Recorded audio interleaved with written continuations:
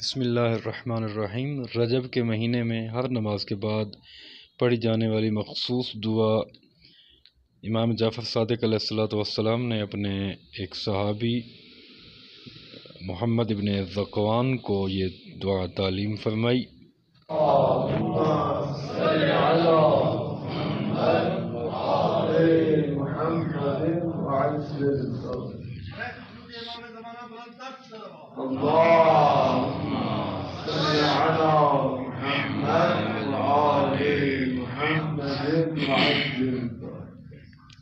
बिस्मिल्लाहिर्रहमानिर्रहीम।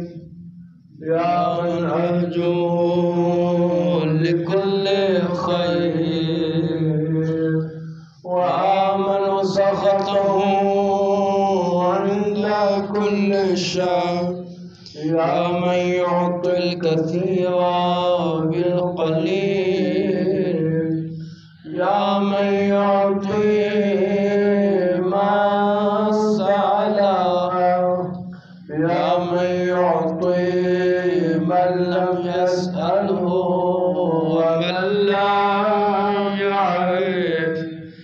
تحننا منه ورحمة أعطني بمسألتي إياك جميع خير الدنيا وجميع خير الآخرة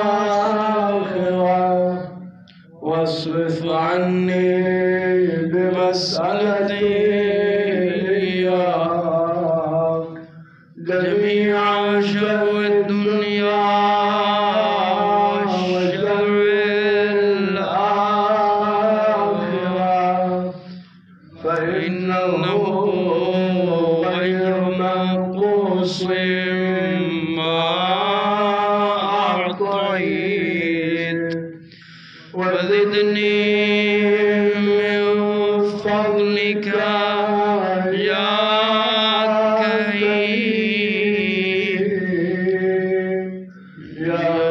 الجلال والإكرام يا ذا النعماء والجود يا ذا المن